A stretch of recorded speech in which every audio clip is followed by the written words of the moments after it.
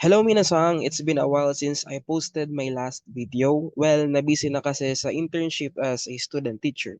Anyway, with that, I learned things that I can share with you, my fellow eduk students. Kung di mo pa nararanasan mag-demo teaching, you would probably ask, paano ba mag-demo? Ano ba yung mga dapat gawin? Well, stay tuned ka lang because that's what we're going to discuss in this video.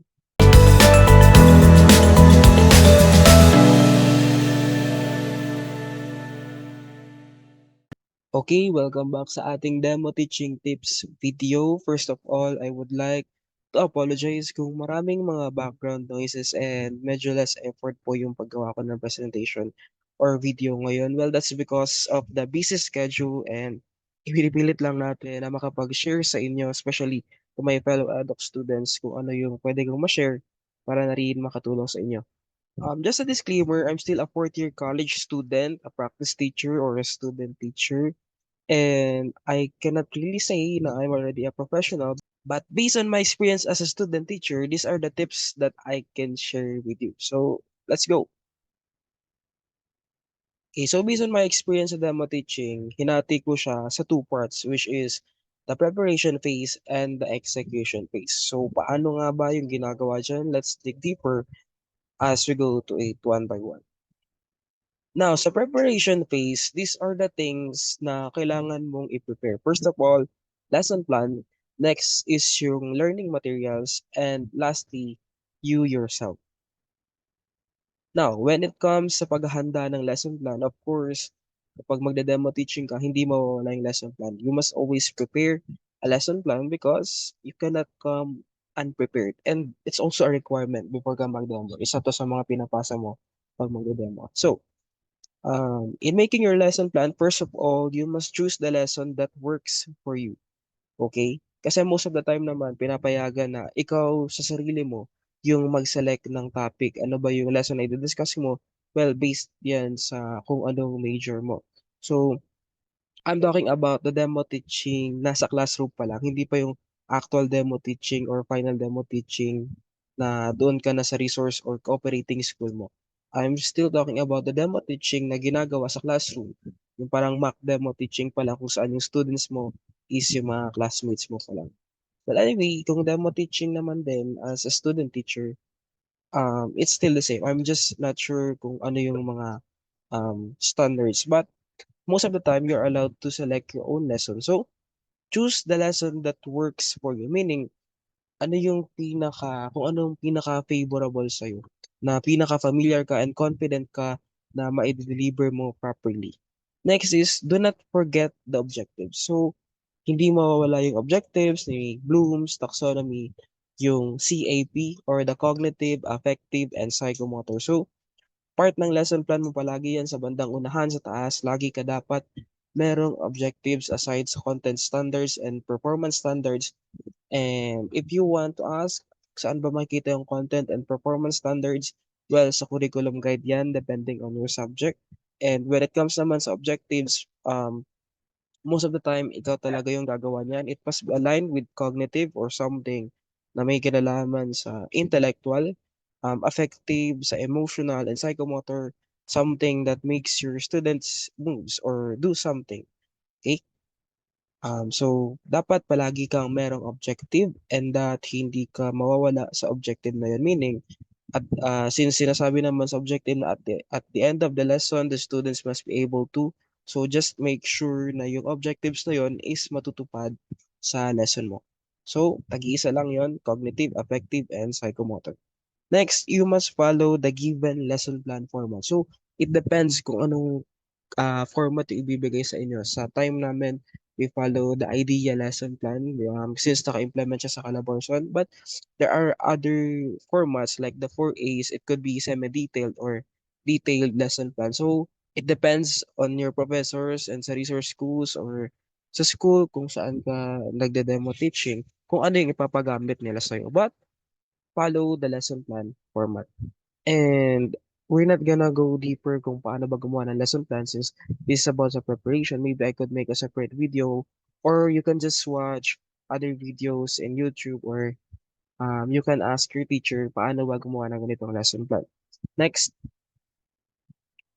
limit the number of activities. So, kung naka-idea lesson plan pa rin kayo or even sa 4As, there are really parts of the lesson plan na nagre-require na magkaroon ka ng activities. And sa amin as student teachers, most of the common mistakes na ginawa namin is lalo na naka-idea, bawat part ng idea kasi from introduction, development, what is it again, engagement and assessment, may mga activities siya. So, ang nangyari nun is tinatad talaga namin siya ng activities. But based on experience sa mga naging comments din ng profs pagdating sa demo teaching, you must really limit the number of activities. And when it comes to the number of activities, not all parts naman must have an activity or yes, there must be an activity but make sure lang na hindi siya kakain ng sobrang oras kasi yun yung common mistake. Sa dami ng activities, hindi na siya realistic na papasok siya sa time allotment na binigay sa'yo lalo na kapag demo teaching na talaga yan sa actual setting ng school in which every period meron ka lang 50 minutes. So, think of it, you must really limit your activities doon sa kaya lang nung 50 minutes. Remember, magtuturo ka pa, so hindi pwedeng kainin ng activities lahat yung oras na yon. Next is consistency. So, when you make activities, make sure na consistent siya all throughout, okay? For example, nag-incorporate ka ng isang literature. Make sure na isang passage lang yon or isang literature lang yon for the whole duration of the lesson. Remember, 50 minutes lang. Kadalasan naging mali namin yon nung first time namin mag-demo is that yes, iba't ibang activities, tapos may isang literature, then sa next activity, panibagong literature. So, it's not really realistic, okay? So, isa lang, it must be consistent all throughout. Kung paano mo sinimulan yung activity, the next activity must be connected. It must be consistent, it must be coherent. Next, give rubrics and answer keys. So, when you present activities, especially when it comes to engagement or assessment activities, nagpa-groupings ka, nagkaroon ka ng performance task, mabilis ang performance task, either drawing or make a poster or group activity na kailangan ng presentation, make sure na kasali sa lesson plan mo yung rubrics nun on how you are going to grade your students.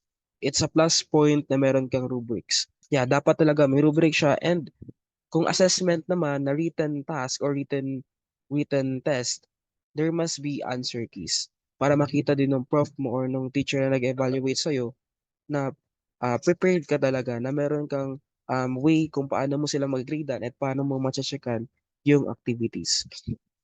Next, this is just optional but I suggest that you print 2 copies of your lesson plan, one for the prof and one for you. It depends kung ilan yung ipaprint sa inyo ng prof mo because there might be other observers sa pag-demo mo. But I suggest na magkaroon ka rin ng isang copy para sa'yo so that madali kang makapag-review. Okay?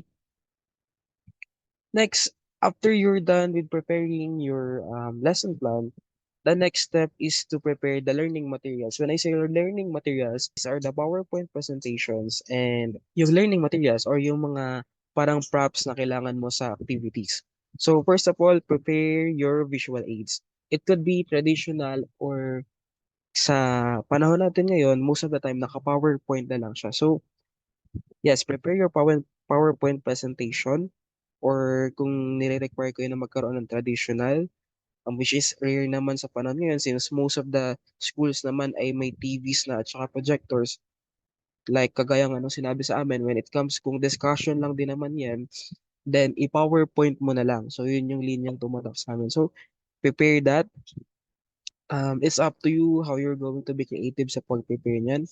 And whether it is um, traditional or yung naka-Manila paper or cartolina siya or may it be a 21st century learning material kung naka-PowerPoint ka man, make sure na they are readable. So, dapat malalaki yung sulat and make sure na kapag pinresent mo yan sa TV or sa projector, makikita pa rin yan nung nandoon sa last row. So, kung naka-PowerPoint presentation ka lang din naman, wag mo na siyang tipirin. Dapat lakihan mo na yung fonts kasi di ka naman gagastos sa pag gawa niyan. Okay?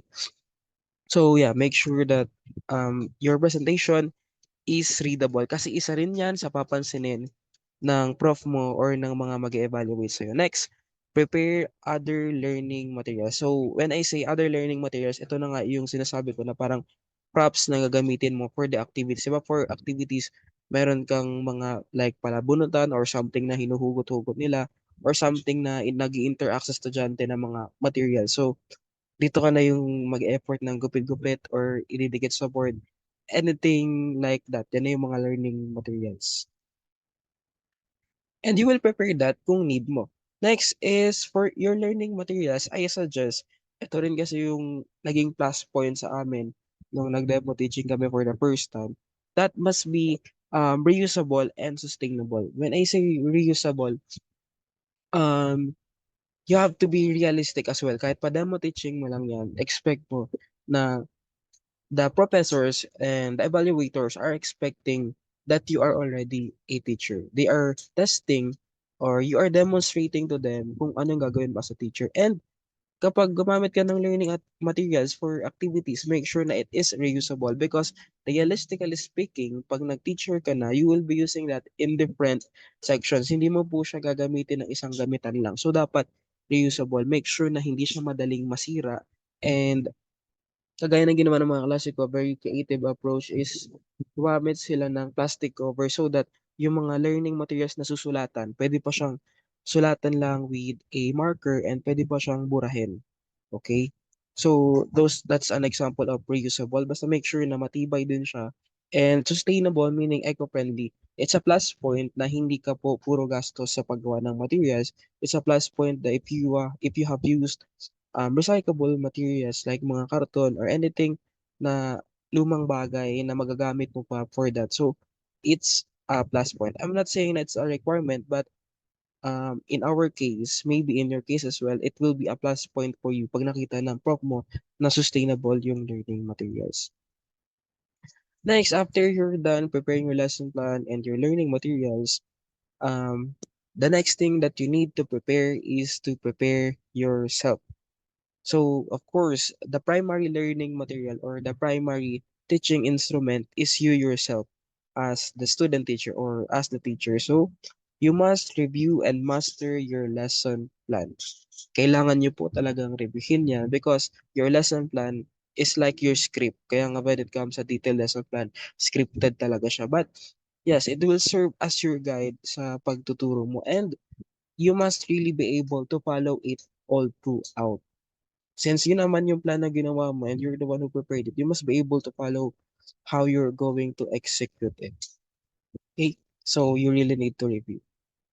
Next, after you're already able to master that, this is in the day of the presentation na ito na yung actual na demo mo, make sure that you are well groomed kasi isa rin yan sa tinitignan.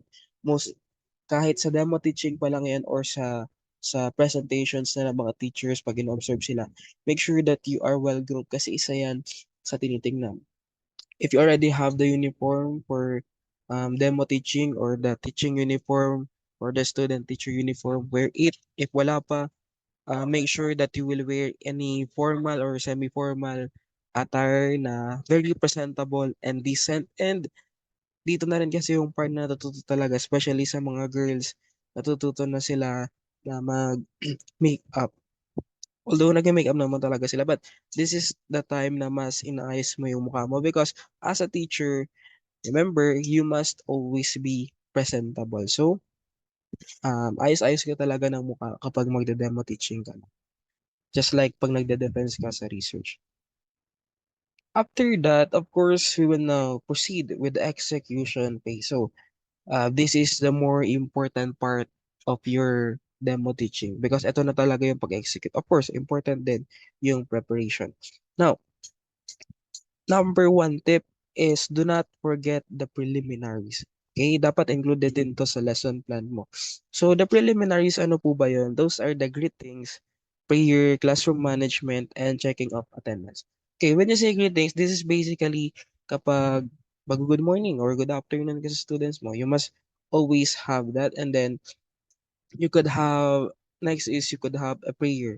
Ito palagi po yung ginagawa. The preliminaries, these are the things na ginagawa niyo sa start ng inyong klase. So there must always be a greeting, a prayer. Hindi naman po siya palagi. Most of the time, if this is a first period, but since you're doing a demo teaching, demo lang naman siya, you must also have a prayer. It's either you as a teacher or you can call someone, a student, to pray, to lead the prayer. Okay. Next is classroom management. When you say classroom management, this is the time when you will say the rules or minamanage mo, inaayos mo ang classroom.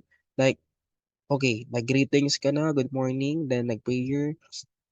After that, classroom management, before mo sabihan yung students mo na umupo, tell them to arrange the chairs properly or um, tell them na pulutin muna yung mga kalat bago sila umupo. Anything na pag-aayos, dapat maayos muna because before you start teaching, dapat maayos muna yung classroom. Or anything na hindi related sa subject nyo, ipatabi mo muna. Kahit demo teaching pa lang yan, you must be able to tell all this or execute this or you must always have these preliminaries. Remember that.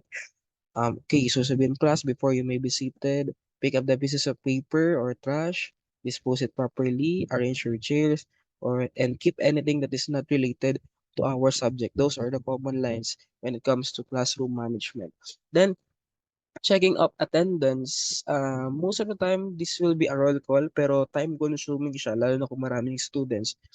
So, you can just ask sino yung absent or pwedeng i-ano mo na lang yung secretary. Secretary, please take note of the attendance today para hindi ka na masyadong time consuming. So, these are the preliminaries. This is the first part of starting a class.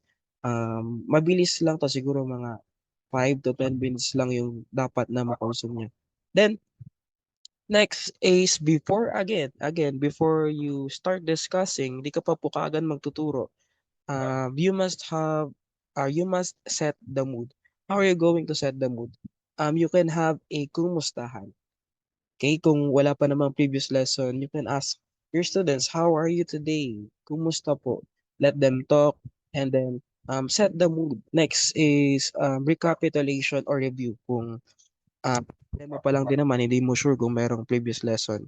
But kung may nauna kang classmate, that could be a previous lesson. I mean, may nauna kang classmate na nag-present sa'yo, that could be a previous lesson. So, have a recapitulation or review. Or if not, pwede ka lang din magpanggap. Okay, so what was our lesson yesterday? What did you learn? So, dapat may ganyan muna before ka mag-start. Review muna. Then, you can also ask questions related to the lesson. Um, Yes, you're still setting the mood. Parang wina-warm up mo pa yung students, yung pag-iisip nila, yung mga utak nila para gumana talaga when it comes to discussion. You can ask questions related to the lesson and you can or not can, but you must also add motivation activities. This could be in a form of question or some fun games na mabilisang games lang. Nagsisimula ka pa lang, wala ka pa sa discussion part, so make sure na mabilisan lang yung motivation activities mo. So, as an eduk, alam mo na to, yung mga pakulo, creative ways kung paano mo ma-engage yung students mo. So, you must have that. And next, you must roam around. So, ito yung pinaka nasisita palagi sa mga first time na nag-demo because hindi po sila nag-roam around and maybe this could also be your mistake. Also, do not just freeze. Do not stay near your laptop at all times and come closer to your student.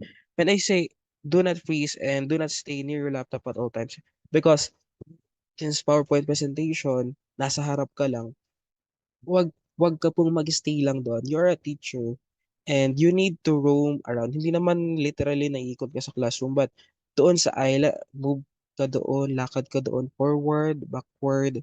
Just have interaction with your students. Lumapit ka sa students mo, especially when it comes sa mga time na you're asking them questions. There is a recitation. Like kanina, di ba? You had a kumustahan. So, when you call a student, pwede ka pong lumapit. Do not just stay doon sa malapit sa laptop or just sa harapan. Yun yung common mistake. Huwag ka lang sa harapan.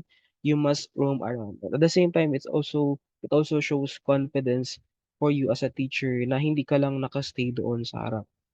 Okay, this is really a common thing that sinisita sa amin as new student teachers. Nasita na to sa amin noong professor namin, noong sa PUP pa lang, and at the time na nag-micro demo kami, this is also one thing na napansin ng resource teachers namin. I'm speaking not only of my own experience, but based na rin sa mga kwento ng kapwa ko student teachers. So, lapit ka sa students mo every time na may recitation, you can come closer. For example, yung nag-recite is nasa third row or nasa last row, pwede kang lumapit. Because it will also help you kasi kadalasan yung students, ang hina po ng boses nila. Okay, so you must really roam around. Huwag ka lang magstay sa harapan. Makakatulong din to sa'yo kasi most of the time, yung mga students, mahina yung boses nila. So, kailangan mo talaga lumapit sa kanila so that you will also be able to understand what they are saying. For example, yung student na sumagot or nag-recite is nasa second, third, or nasa last row, pwede ka talagang lumapit. Okay? Next is feedbacking. So you must always engage the students and ask questions. In my experience, this is a plus point for me because I was always feedbacking. Nakuha ko yung term sa resource teacher tuloy. Yeah, sa resource teacher or sa cooperating teacher. Feedbacking is you are always asking your students a discussion. Remember, student-centered approach na po tayo. Hindi na po tayo traditional teaching na puro teacher lang yung magsasalita. So when you discuss, you must always have questions. Sa kalagitnaan ng discussion, um, you should ask your students. Kagaya nung ginagawa ng mga teachers natin, di ba? Parang fini-fill in the blanks. You will say something and then stop ka and let your students fill it in. Or ask questions about what you are discussing or ask them, naintindihan niyo po ba? Do you have any questions, clarifications?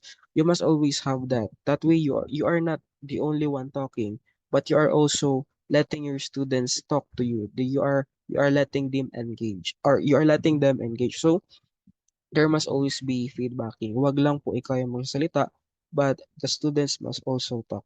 Next is encourage your students. And so yun nga, since you will be asking questions, you must encourage them to answer. How are you going to do that? Um, First of all, you could have an external motivation. When it comes to external motivation, kadalasan ang nangyari sa demo teaching namin is that namigay po sila yung classmates ko nabigay sila ng prizes. When you're giving prizes like foods or pag demo na you can give chips na may katumbas na points. When I say chips, hindi po yung chichirya. Like pieces of paper or anything na you can give them para meron silang palatandaan every time they answer na there it has some equivalent points. Not only the prizes kasi you can also give prizes na mga pagkain or anything, but the thing is magastos siya. So kung hindi ka naman talaga rich kid na SD, most likely you will just give points. So that motivates your students. That's why as a student teacher, when I employ this external motivation, most of the time yung mga students nagtataas na talaga sila ng kamay and ikaw na yung mahihirapang pumili kung sino yung tatawagin mo. So that is one way of encouraging your students to participate and answer. Next is kahit na meron kang motivation, sometimes hindi talaga nila maunawaan yung tanong. So you have to rephrase the question. Make it easier. Mas pababawin mo pa yung tanong. Remember, as a teacher, hindi ka lang isang tanungan lang. Yung tanong must have similar questions or mas mababaw na versions because you need to rephrase the question so that you will be able to get answers from your students. You will help them to be able to answer you. And make them feel safe. So, students kadalasan hindi kasi sila nagpo-participate kasi nahihiya sila or natatakot sila na baka mali yung sagot nila or they will be judged. So, make them feel safe. Tell them na it's okay, it's alright. Nothing's wrong, nothing's right. Just give words that will really encourage them. Make them feel safe that they will not be judged or hindi naman sila kakatayin kung magkamali sila ng sagot. So, make your classroom environment a safe space. Next is call your students by their name. So, isa rin to sa nasita namin. So, The suggestion of our profs and cooperating teachers, first name basis po. Okay? So it must be a first name basis, but since most of the time sa public naka-surname, you could use the surname. But if you know their first name, call them by their first name. Next, do not ever call them guys. Kasi students niyo po sila. You are a teacher and hindi niyo po sila kaklase lang or hindi niyo sila tropa lang for you to call them guys. So that's a no-no. That's a minus point. So do not call them guys. Call them by their first name or last name. And if it is hard for you since hindi mo pa siguro sila kilala, then you can use name tags, okay? Aside pala sa guys, do not call them kasi tayong student teachers, nasanay tayo sa ma'am and sir. Minsan nagtatawagan na tayong ganun since pinipil na natin na maging teacher. Isa yun sa naging mali ko kasi tinatawag kong ma'am and sir yung students. So, do not call them that. First name or last name lang. And yun nga, kung nahirapan ka, you can ask them to have their name tags so that pwede nilang itaas yun. Kasi this is what I'm doing. I ask them, raise your hand. I tell them, raise your hand if you want to answer. And then, um, I also ask them, name tag. So, alam ko yung names nila. May nababasa ako. So, I can address them properly. And then, ayun, there are names kasi na mahirap i-pronounce. So, as a teacher, you can ask naman. You can ask, what's your name again? Or, how do you pronounce your name again? You can do that. Kasi kung naman ma-mispronounce mo. Kasi, pag na-mispronounce mo, minsan sasama yung loob ng students mo. Or, hindi man sasama yung loob nila, napapahiya ka kasi matatawa sila. Matatawa sila na mali yung pronunciation mo sa pangalan or surname nila. So, one thing that I suggest is you must confirm the pronunciation of their names, especially tayong mga Pilipino, maraming names na really hard to pronounce. Next is acknowledge the response. So you are already encouraging them to respond, but once they respond or once they answer or recite, you must properly acknowledge their response. You must prepare praise or compliment. You must always say, okay, very good, that's correct, that's right. Those are the usual words on praising. But kami, or ako, based on my experience as an ST, sinasuggest sa akin ng city ko na maghanap ka pa ng words that you can use in praising your students. So dapat pag sumagot sila ganun. Pag medyo sablay naman yung sagot, okay, nice try. Okay, yung parang mga ganong kind of response. Basta every time the students answer, make sure na ipakita mo yung appreciation na nag-participate sila. Okay? Because they are also helping you as a teacher. And you must always give them compliments. Next is, aside from giving praises or compliments, you must also expound their answers. Pwedeng pagkasagot ng student, praise him, okay, very good, and then expound their answer. Make sure na na-acknowledge din talaga yung sagot nila, hindi lang na-praise mo sila, but mas tumatatak kasi sa students kung ina-expound mo pa yung answer nila kasi they will feel na, ay, nakikinig talaga si ma'am, nakikinig talaga si sir. Kasi he or she is even able to expound my answer. So, for example, you ask a student, pwedeng i-expound mo na kaagad or you ask dalawa or tatlo yung nag-recite. Take something, a bit of information from their answer and then merge them and then expound them as well. So, okay, very good, blah, blah, blah, blah, and explain mo pa. No? So, hindi lang natatapon yung sinasabi nila, but kinukuha mo rin and you are even explaining it further. Then, you must show authority. So, I cannot forget what my city told me nung nag-mock demo ko. She said na kapag nasa harap ka na, be a teacher.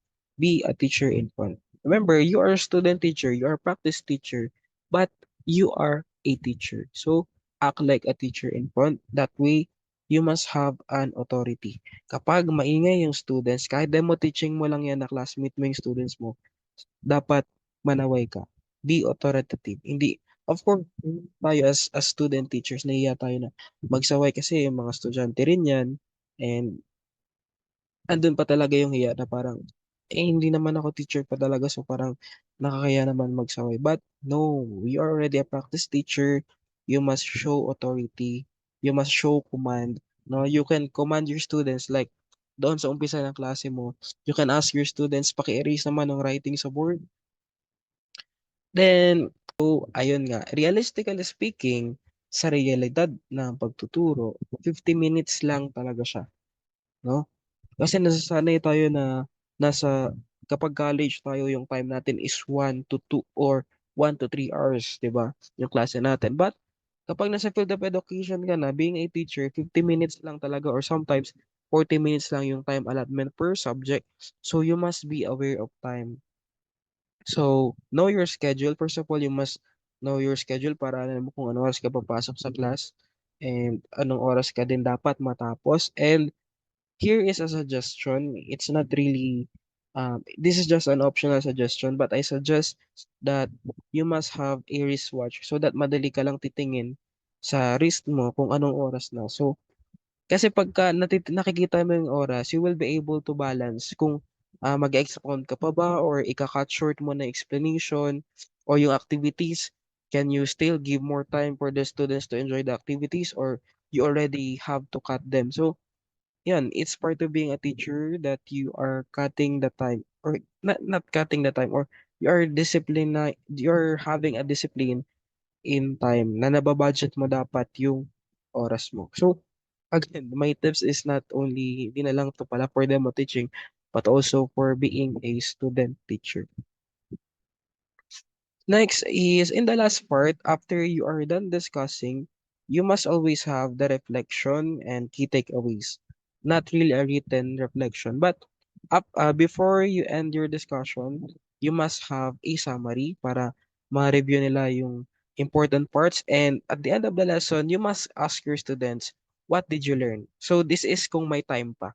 Pero sa demo teaching mo, make sure that you will be able to apply na you will have the reflection and key takeaways. Make sure na at the end of the discussion, you will ask the students, okay, so what did you learn today? Kahit 3 questions lang and at least 3 students lang yung sasagot. At least you're able to make sure na meron silang natutunan from your discussion. So basically, that's it. Yan na muna ang tips na mai-share ko sa inyo bilang isang student teacher. Again, sorry for this low-key presentation and maingay na background. But I promise if I have more budget, mas magiging maayos na 'to. So if ever na meron kayong mga tanong or meron kayong gustong i-clarify, don't be shy to ask in the comment section so we may discuss that sa mga susunod pa na video. If you find this video helpful at kung gusto mo pa ng eduk tips na videos like this, please do not forget to leave a like, subscribe, and share it with your classmates and friends, pati sa mga kapwa nating eduk. Of course, feel free to comment as well, and all of those are greatly appreciated. See you in the next video.